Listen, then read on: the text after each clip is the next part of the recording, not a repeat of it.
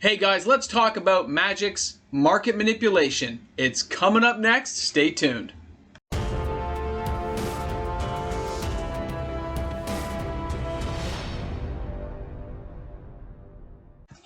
Hey guys, welcome back. MTG Market here.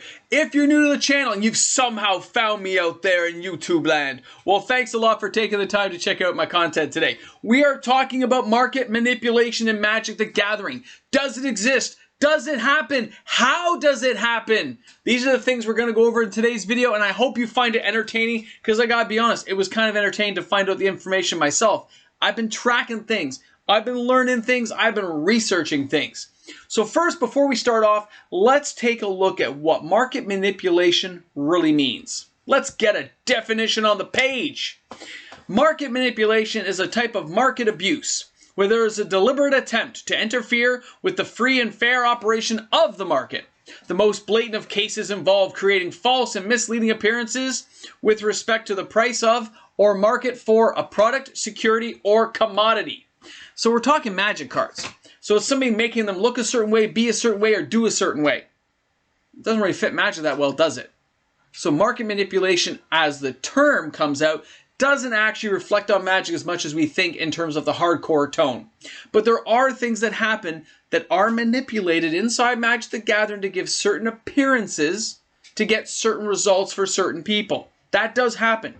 So understanding that market manipulation happens around the world in the large markets, small markets, and yes, even in the Magic market. But here's the thing. Here's the thing nobody tells you. There's nothing you can do about it, so stop. You can walk away from the video almost right there. You can't affect the change you want to do. Market manipulation is built into the system. There are always people who are going to be out there looking for an edge to get ahead. Looking ahead, looking behind, looking for trends, whatever they can do, legal or illegal, to get themselves ahead. If I had a buddy who worked at Wizards, you think I wouldn't ask him what the ban list or banned cards coming up would be? Think about that. You think I wouldn't ask him? So the first part of market manipulation is getting an inside look on things, right? So if I knew that Uro was going to be banned and I had like an 8-week head start on everybody else, or a 10-week or a 2-month or a 3-month or a 6-month head start, you think I wouldn't be selling my cards? Well, I don't know. I might want to keep my cards, but if somebody was just purely in it for the cash, they might be dumping their product ahead of time because they had insider trading information to manipulate the market.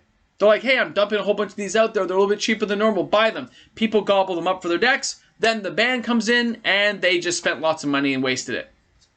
The difference is you still get to keep those cards. You don't have to sell them again unless you were going to try to do something similar, right?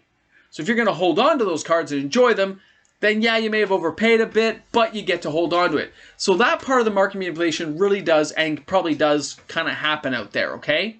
There might be people who know things. Same as certain stores only buy certain cards, or their buy list, instead of having 100 copies, has one. Oh, we're looking for one copy of that, because they don't want to take the risk in case of something. That's not market manipulation. That's what a store wants to get. That is supply and demand, which is very different from market manipulation. Now, this part is where supply and demand comes in. Savati Excavations, as you know on this channel, for those who watch for a while, for those small group of you who watch out there and subscribe, Savati Excavations has been our card to buy. We said, let's buy a copy. Everyone on the channel get a copy as a joke. The card went from $6.25 to $31 almost. $30.50. Because there was as many cards out there as they thought. But that is not market manipulation. That is supply and demand. The supply was low. The demand was high. We all bought copies and we didn't release them. That's what's happening with the reserve list. It is supply and demand. That is not market manipulation. That is not even close to what the term or the definition of it is.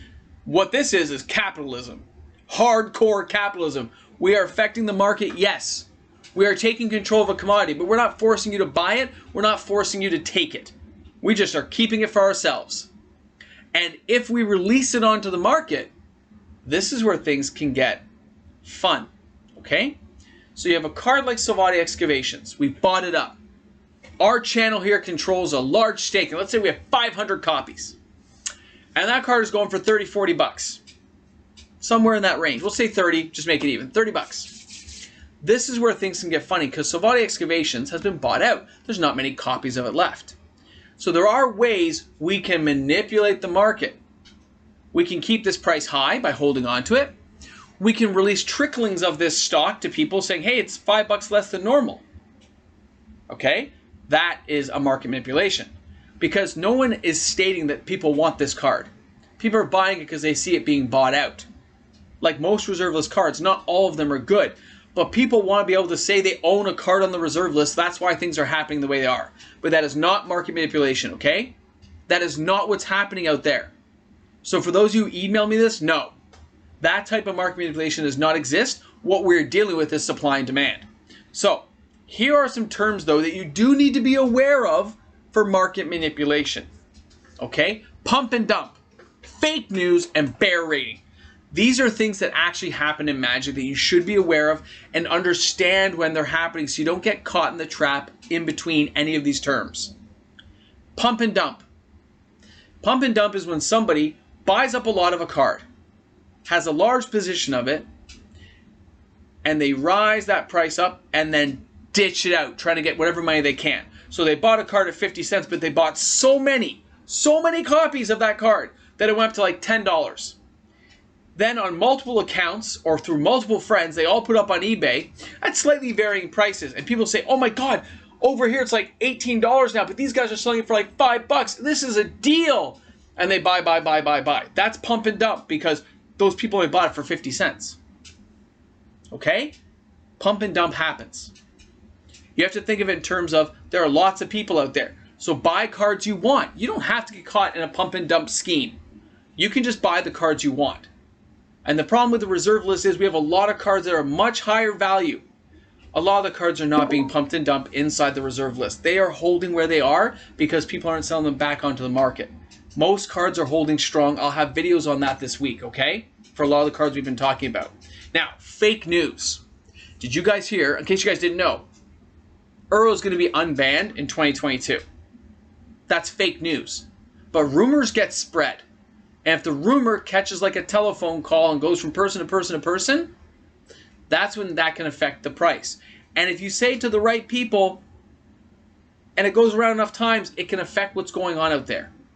That is usually done only by powerful people on YouTube or at stores or LGSs or in articles written on Reddit. That's the kind of thing that can happen and affect the market of Magic. Fake news. Listen to what you want to listen to. But don't take almost everything with a grain of salt, okay? Just do. Because it's going to save you. Be a little pessimistic. It's going to save you in a while. It's going to save you cash, save you time.